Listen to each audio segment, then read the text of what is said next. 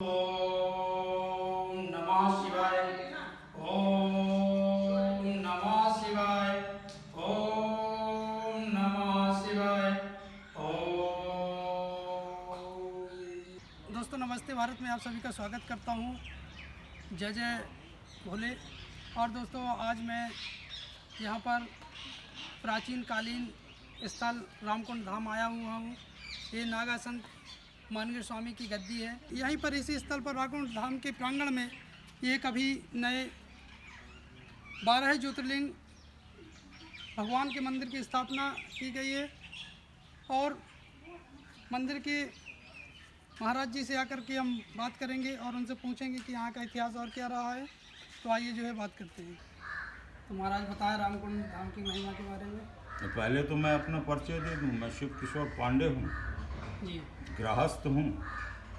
ये भगवान की कृपा थी कि उन्होंने अपनी सेवा में मुझे रख लिया। इस मंगेश्वर द्वादश ज्योतिर्लिंग मंदिर का निर्माण सन 15 में शुरू हुआ, सन 2015 में, और सन 2017 में बन के तैयार हो गया। 9 फरवरी 2017 में भगवान की यहाँ प्राण प्रतिष्ठा हो गई। तब से निरंतर मैं इस मंदिर में भगवान की सेवा करता हूँ, उनका पूजन इत्यादि का कार्य मैं करता हूँ। बहुत कम लोग इस बात को जानते हैं कि ये जो श्री रामकुंड धाम है, ये अति प्राचीन है। मेरी जो समझ है वो मैं ये कहूँगा कि ये त्रेता युग से भी प्राचीन स्थान है। कारण है उसका एक साक्ष्य मिलता है। भगवान राम मर्यादा पुरुषोत्तम राम जब वनवास काल में लंका की ओर जा रहे थे तो चित्रकूट में 12 वर्ष व्यतीत करने के बाद वो लंका के लिए उन्होंने चित्रकूट से प्रस्थान किया। रास्ते में ये महोबा भी पड़ता है, वो उनका यहाँ से निकलना हुआ। और बाबा तुलसीदास जी की रामचरितमानस में और रामायण में भी, वाल्मीकि रामायण में भी, अन्य रामायणों में भी इस बात का कई बार उल्लेख हुआ है कि भगवान राम को जहाँ भी महादेव का शिवलिंग या महादेव का मंदिर, शिवालय दिख जाता था, मिल जाता था, वो अवश्य वहाँ पूजन इत्यादि महादेव का करते थे। उसी क्रम में जब वो यहाँ से गुजर रहे थे तो इस स्थान पर उनका आगमन हुआ। और ये जो सामने आप जलाशय देख रहे हैं, छोटा सा कुंड, ये भगवान राम का यज्ञ कुंड है। भगवान राम ने, चूंकि ये महादेव का प्राचीन स्थान था, भगवान ने यहाँ महादेव का पूजन किया, अनुष्ठान किया। और जैसी कि आज भी परंपरा है, कोई भी अनुष्ठान इत्यादि करने के बाद हम यज्ञ या हवन करते हैं। हवन यज्ञ का छोटा स्वरूप है। आजकल यज्ञ आम आदमी की पहुंच से दूर हो गया है, लेकिन छोटा स्वरूप हवन है। हम हवन इत्यादि करके उसकी पूर्णाहुति दे देते हैं अनुष्ठान की। लेकिन उस काल में, त्रेता काल में, द्वापर तक यज्ञ साधारण बात थी। आमतौर पर यज्ञ हुआ करते थे। तो भगवान ने यहाँ यज्ञ किया। और यदि इस कुंड को आप गर्मियों में देखें, जब इसका पानी थोड़ा कम हो जाएगा, तो आप पाएंगे कि ये प्राकृतिक तौर पर निर्मित है, किसी आदमी का बनाया हुआ नहीं है। चट्टान के ऊपर चट्टान, चट्टान के ऊपर चट्टान, बड़े करीने से बना हुआ प्राकृतिक। नीचे सकरा है, जैसे कि हवन कुंड एक कुंड होता है, नीचे से सकरा है और ऊपर धीरे धीरे ये चौड़ा होता चला गया। अभी भी इसमें लगभग 25 फुट पानी है। तो ये तो भगवान राम से इस स्थान का जुड़ाव रहा, इसीलिए इस स्थान का नाम रामकुंड पड़ा। मैं एक और साक्ष्य देना चाहता हूँ। रामचरितमानस के अंतर्राष्ट्रीय विद्वान हुए हैं, विदेशी रहे वो, लेकिन रामचरितमानस पर उनकी विद्वता जग जाहिर है। उनका नाम है फादर कामिल बुल्के। फादर कामिल बुल्के ने रामचरितमानस में जो स्थान बताए गए भगवान से संबंधित, उन सारे स्थानों का भ्रमण किया उन्होंने। यद्यपि कि महोबा और महोबा के रामकुंड धाम का जिक्र रामचरितमानस में नहीं है, क्योंकि मुख्य स्थानों की चर्चा पुराणों में मिल जाती है, हर जगह की चर्चा संभव ही नहीं था। लेकिन फादर कामिल बुल्के ने महोबा में देखा और उन्होंने अपनी आत्मकथा जो लिखी उसमें स्पष्ट तौर पर उन्होंने उल्लेख किया है कि भगवान राम रामकुंड में पधारे, यहाँ उन्होंने भगवान महादेव का पूजन किया और यज्ञ किया। तो ये मात्र किंवदंती नहीं है कि भगवान राम महोबा पधारे थे। और एक जानकारी दे दें कि पीछे जो शिवतांडव और शिवतांडव से लगा हुआ पर्वत है, जिसे हम गोखागिरी कहते हैं, अपभ्रंश या लोक भाषा में उसे गुखार पहाड़ भी कहते हैं। वहाँ जो आज सिद्ध बाबा की गुफा है, दरअसल वो पूरा पहाड़ खोखला है, अंदर से अनगिनत गुफाएं हैं। तमाम गुफाओं को लोग आज भी घूमते हैं, लेकिन जिस गुफा में पूजन होता है वो सिद्ध बाबा की गुफा कहलाती है। वो गुफा दरअसल भगवान राम का निवास है, क्योंकि उसी पहाड़ पर नीचे तलहटी में सीता रसोई इत्यादि और सीता जी की चरणोपादका इत्यादि मिलते हैं। और कालांतर में महादेव के रुद्र कहे गए गुरु गोरखनाथ, तो गुरु गोरखनाथ जी ने इस महत्व को समझा कि भगवान राम यहाँ रहे, तो उन्होंने उसी गुफा में वर्षों तपस्या करी, ये तो स्पष्ट है। और उन्हीं के नाम पर इसका नाम गुखार पहाड़ भी हुआ, गोखागिरी। चूंकि वो सिद्ध थे, इसलिए सिद्ध बाबा के नाम से वो स्थान आज भी पूजा जाता है। पहाड़ के ऊपर, पहाड़ के ऊपर। ये यहाँ का एक वृतांत है। लेकिन एक बात जरूर कहना चाहिए, चित्रकूट के कामतानाथ में या चित्रकूट के अन्य उस स्थान पर जहाँ भगवान पधारे और महोबा के रामकुंड धाम में कोई फर्क नहीं, दोनों का महत्व बराबर है। भगवान यहाँ भी थे, भगवान वहाँ भी थे। चित्रकूट में नानाजी देशमुख सरीखा महामानव मिल गया, महापुरुष मिल गया, चित्रकूट का विकास हो गया, वो स्थापित हो गया। महोबा में आज हमें ऐसे महापुरुष की तलाश है जो भगवान राम के इस स्थान को जीवंत कर दे, उसका विकास कर दे। और हम तो भारतीय जनता पार्टी की सरकार से, क्योंकि वो भगवान राम का अपने आप को सबसे बड़ा अनुयायी मानती है, तो हम तो उनसे भी निवेदन और करेंगे, प्रार्थना करेंगे कि महोबा के श्री रामकुंड धाम का भी विकास कराइए। ये भी आपके एजेंडे में होना चाहिए। हाँ, अगर आपके विचार जो है पहुंचेंगे तो सरकार इस पर ध्यान देगी। क्यों नहीं पहुंचेंगे? इसी प्रकार पहुंचते हैं। आप सब लोग प्रयास कर रहे हैं, ये प्रयास रंग लाएंगे, आज नहीं तो कल जरूर रंग लाएंगे। और मैं तो जिला प्रशासन से भी ये प्रार्थना करूंगा कि आपके हाथ में खजाने की कुंजी तो जिलाधिकारी और जिला प्रशासन के ही हाथ में रहती है, और वो सक्षम है इस बात के लिए। उनको बहुत सारे अधिकार और शक्तियां मिली हुई हैं, वो सक्षम है कि इस स्थान का विकास प्रायोरिटी पर वो करवाएं। तो ये जिला प्रशासन से भी मेरी प्रार्थना है। और महाराज जी, यहाँ जो है जो मानगिर स्वामी संत रहे हैं, उनके बारे में भी कुछ बताइएगा। बहुत ज़्यादा जानकारी तो नहीं है, लेकिन हाँ ये मैं कह सकता हूँ कि रामकुंड धाम की परंपरा नागा सन्यासियों की रही। सदैव रामकुंड में नागा सन्यासी विराजमान रहे, और मानगिरी भी नागा सन्यासी थे, सिद्ध सन्यासी थे। बहुत सारी कथाएं उनके बारे में प्रचलित हैं।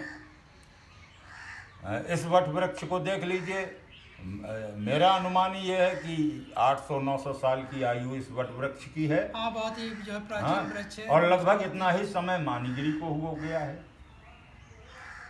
मानगिरी जब यहाँ पर थे तो उस समय मुगल शासन हिंदुस्तान में स्थापित था। मुगल यहाँ बताते हैं मुगल बादशाह औरंगजेब से भी उनका आमना सामना हुआ, और औरंगजेब सरीखे कट्टर राजा ने कट्टर मुगल ने उनकी शक्तियों को देखा और उनकी शक्तियों को माना भी और स्वीकार भी किया। ये हमारे सन्यासियों की ताकत रही है कि बलपूर्वक नहीं, अपनी साधना के बल पर, भगवान की कृपा के बल पर झुका दिया वो बड़े बड़े राजाओं को झुका दिया। राज मुकुट झुक गए और झुकते भी थे। आश्रमों में राजा हमेशा नंगे पैर और नंगे सिर जाया करते थे। तो आश्रमों में शक्तियाँ थीं।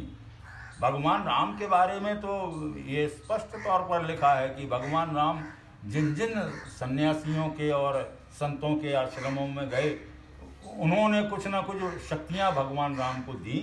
किसी ने धनुष बाण दिया, किसी ने कोई शक्ति दी, किसी ने कोई शक्ति दी। और माता अनुसुईया ने तो चित्रकूट में भगवती सीता को तो ऐसे वस्त्र दिए थे जो कभी ना गंदे होते थे ना कुम्हलाते थे, सदैव नए रहते थे। तो ये तपस्या का प्रभाव है, कोई चमत्कार नहीं है ये। आज भी जो लोग साधना कर सकते हैं, साधना करना जानते हैं, जिनके अंदर साधना करने का सामर्थ्य है, वो ऐसे, ये तो बहुत छोटी छोटी बातें हैं, बहुत बड़े बड़े कार्य उन्होंने किए हैं, कर सकते हैं। तो महाराज जी आपके मन में कैसे आया कि जो है हम भी एक जो है 12 ज्योतिर्लिंग का एक मंदिर स्थापित करवाएं? हाँ, दरअसल हमारी एक पुत्री थी, इकलौती संतान थी। वो 18 वर्ष की थी, 12वीं कक्षा में विज्ञान में पढ़ती थी। तो कार चलाते समय कार पलट गई, उसमें दुर्घटना में उसका निधन हो गया। तो उसके लिए हमने जो संपत्ति अब बड़े परिश्रम से अर्जित की थी और उसका संचय किया था, ये प्रश्न उठा कि इस संपत्ति का हम करेंगे क्या। तो मेरी पत्नी ने और रामकुंड धाम के जो समय के नागा संत थे, बाबा तुलागिरी महाराज जी, तो तुलागिरी महाराज ने हमको ये परामर्श दिया कि अगर चाहो तो एक मंदिर, महादेव का मंदिर बन जाए। हमारी पत्नी को ये सुझाव बहुत अच्छा लगा और उन्होंने निर्णय कर लिया कि जो संपत्ति है उससे महादेव का मंदिर बनेगा। लेकिन उस समय जो कल्पना थी वो ये थी कि एक शिवलिंग की स्थापना करा देंगे, लेकिन भगवान की इच्छा कुछ और थी। उन्होंने भव्य मंदिर बनवा दिया और 12 ज्योतिर्लिंग के रूप में स्वयं विराजमान हो गए यहाँ पर। और जहाँ हम आप बैठे हैं, ये मंदिर का गर्भगृह है। इस गर्भगृह के नीचे न जाने कितने संतों की समाधियाँ हैं, सशरीर स्थापित हैं। तो आज भगवान ने उनकी तपस्या का वरदान उनको दिया कि उन संतों के ऊपर स्वयं महादेव विराजमान हो गए और उनका पूजा अर्चन भी हो रहा है। रामकुंड धाम का 1 इंच क्षेत्र भी ऐसा नहीं है जहाँ नागा सन्यासियों की समाधियाँ ना हों। आप देख रहे हैं जो ये प्राचीन मढ़ियाँ आपको दिख रही हैं जिनमें शिवलिंग स्थापित है, ये दरअसल नागा सन्यासियों की समाधियाँ हैं। उनके नीचे महात्मा विराजमान हैं और उनका सम्मान बना रहे, उनका अपमान ना हो, इसलिए एक मढ़िया बना के, मंदिर नुमा बना के उसमें महादेव को स्थापित कर दिया गया ताकि रोज पूजा अर्चन जल चढ़ता रहे। और ये वर्षों पुराना जो है स्थल है, इसलिए जो है यहाँ पर जो संत रहे और संत यहीं पर अपना शरीर त्याग किया, तो उनकी यहीं पर जो समाधियाँ स्थापित हो गई और समाधियों के ऊपर जो है मढ़िया बना दी गई। मढ़ियों में आज जो है शिव जी विराजमान है और जल जो है चल रहा है। अरे जनता बड़े उत्साह से आती है, बड़े श्रद्धा, बड़ी आस्था के साथ यहाँ आती है। आप जानते हैं कि रामकुंड में नागपंचमी का मेला लगता है और मकर संक्रांति का मेला बहुत ज़बरदस्त लगता है। और अब तो जितने भी पर्व हैं सभी पर्वों में रामकुंड में बड़े धूम से मेला सा दृश्य दिखाई देता है। हाँ, आते हैं, खूब रोज आते हैं यहाँ, भगवान का पूजा अर्चन भी करते हैं। महाराज जी, अभी हम देख रहे थे कि आप जो है पूजा कर रहे थे, तो भगवान शिव को आप त्रिपुंड लगा रहे थे, तो त्रिपुंड का क्या महत्व है? दरअसल ये भस्म से बनता है, जिसे विभूति कहते हैं। ये भस्म कंडों से बनाई जाती है, गाय के गोबर के जो कंडे बनते हैं उनसे इस विभूति को तैयार किया जाता है। और त्रिपुंड का महत्व ये है, हम 3 रेखाएं बनाते हैं, 3 पुंड यानी 3 रेखाएं। ये 3 रेखाओं का मतलब क्या है? वही मैं 3 प्रकार के गुण होते हैं। इस प्रकृति में 3 प्रकार के गुण हैं, सतोगुण, रजोगुण, तमोगुण। सत्य को जो धारण करता है वो है सतोगुण। राज्य शासन व्यवस्था और इस प्रकार के कार्यों में जो लोग संलग्न होते हैं, जैसे राजा महाराजा लोग या आज के प्रशासनिक अधिकारी लोग, ये रजोगुण से इनका संबंध है। रजोगुण के कारण ही प्रकृति का निर्माण होता है।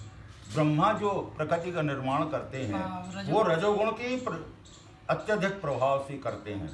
विष्णु जो प्रकृति का पालन पोषण करते हैं, संचालन करते हैं, वो सतोगुण की प्रधानता के कारण वो ये कार्य कर पाते हैं। और तमोगुण ये संहार के लिए इस गुण का प्रयोग होता है। तो महादेव का त्रिपुंड 3 गुणों को प्रदर्शित करता है, सतोगुण, रजोगुण और तमोगुण। और ये तीनों गुण किसी एक देवता में या एक व्यक्ति के अंदर पाए जाते हैं। अब जिस गुण की जिसके अंदर प्रधानता होगी वो वहाँ दिखाई देगा उसके कार्यों में। जैसे साधु सन्यासी संत हैं, ये सतोगुण के प्रतीक। जो प्रशासनिक व्यवस्था का संचालन कर रहे हैं, ये रजोगुण का प्रतीक है।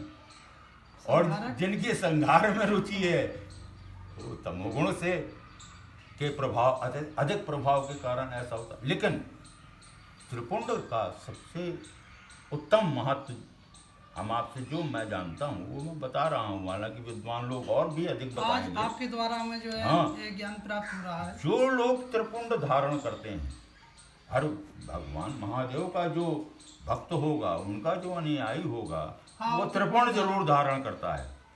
तो त्रिपुंड का के कारण, त्रिपुंड लगाने के कारण पहली तो बढ़िया बात यह है कि हमारे अंदर आध्यात्मिक ऊर्जा और धनात्मक ऊर्जा, जिसे हम पॉजिटिव एनर्जी कहते हैं, रचनात्मक ऊर्जा, इसमें वृद्धि होती है। और जब इस ऊर्जा में वृद्धि होगी तो ये हमें सही रास्ते पर ले जाएगी और हमारा कल्याण करेगी। मन में से अच्छा ही चलेगा। हमारा कल्याण होगा, हमसे जो जुड़े लोग होंगे उनका भी कल्याण होगा, सद्विचार आएंगे, अच्छे कार्य की ओर हम संलग्न होंगे।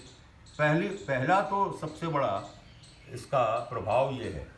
दूसरा प्रभाव ये जो मैंने अनुभव किया वो ये है कि आप जब लगातार त्रिपुंड लगाते हैं नित्य, तो आपकी वो सुरक्षा भी करता है। हाँ, कई सन्यासियों को देखा है जो लगाते हैं, वो आपकी सुरक्षा भी करता है। जिससे वो भक्त होते हैं वो हाँ, भी जो आपकी लगाते रक्षा करता है। वो तमाम आने वाली विपत्तियों से आपकी सुरक्षा होती है। वो चूंकि महादेव से संबंधित है और महादेव अपने भक्ति की तो रक्षा करते हैं। ऐसे अनेक उदाहरण हमारे शास्त्रों में और पुराणों में हैं कि वो अपने भक्ति की रक्षा करने के लिए सदैव तत्पर रहते हैं। एक ऐसा अकेला देवता है, देवताओं की संख्या अनगिनत है, लाखों करोड़ों में है ना। गाय के अंदर ही न जाने कितने करोड़ देवता वास करते हैं, लेकिन महादेव अकेला ऐसा इकलौता देवता है जो 24 घंटे निरंतर जागता है, कभी सोता ही नहीं है। अन्य देवताओं के तो विश्राम की निश्चित समय है। चतुर्मास जिसे हम कहते हैं वो क्या है, वो देवताओं के विश्राम का समय है। देवता उस समय सो जाते हैं। 4 माह देवता सोया करते हैं। दीपावली में जब दीपोत्सव होता है उसके पहले देवोत्थान एकादशी जो होती है वो देवताओं के जागने का दिन होता है। अच्छा, देवोत्थान इसलिए कि देवोत्थान वो जाग जाओ। लेकिन महादेव कभी नहीं सोते, महादेव सदैव जागृत हैं। और यही कारण है कि अन्य देवताओं का पूजन हम सदैव हमेशा नहीं कर सकते, चाहे जिस वक्त उनकी पूजा का समय निश्चित है, उनके विश्राम का समय निश्चित है, पर्दा डल जाता है, उनके भोजन का भोग प्रसाद का समय निश्चित है। लेकिन इकलौता देवता महादेव ऐसा है कि आप रात को 1:30 बजे आके जल चढ़ा दो और भोग लगा दो। हाँ, इसलिए देवों में देव महादेव। 8 प्रहर यानी दिन के 4 प्रहर और रात्रि के 4 प्रहर, 8 प्रहर हुए। इनका पूजन 8 प्रहर हो सकता है, आप चाहे जब कर लीजिए। और रात के 4 प्रहर में तो महादेव के पूजन का विशेष महत्व है। हाँ, आप उनके चित्रों को भी देखें या उनकी मूर्तियों को भी तो देखें तो किसी में भी आप उनकी आंख बंद नहीं पाएंगे। अधखुली नेत्र होते हैं, आधे बंद आधे खुले हुए। यही उसका यही कारण है कि वो अपने भक्तों के लिए, जन कल्याण के लिए सदैव जागृत रहते हैं, सदैव चेतन अवस्था में रहते हैं, और जहाँ जैसी आवश्यकता होती है वहाँ वैसा वो कार्य संपादित करते हैं और कराते हैं। तो आज आपने जो है त्रिपुंड के बारे में बताया, बहुत अच्छा लगा, और इस वीडियो के माध्यम से जो भी देखेगा वो भी समझेगा। हाँ, हम तो त्रिपुंड ये क्या है। निवेदन करेंगे आपसे कि इन प्रयासों के जरिए आप जनता के अंदर भी जागरूकता पैदा होगी, इससे जनता भी इस ओर जागृत होगी, और जनता का बल सबसे बड़ा बल होता है। लोकतंत्र में तो जनता ही सबसे बड़ी होती है, सबसे ये ताकतवर। आपने जानकारी दी, बहुत बहुत धन्यवाद। आप लोगों का बहुत बहुत धन्यवाद। कल्याण हो।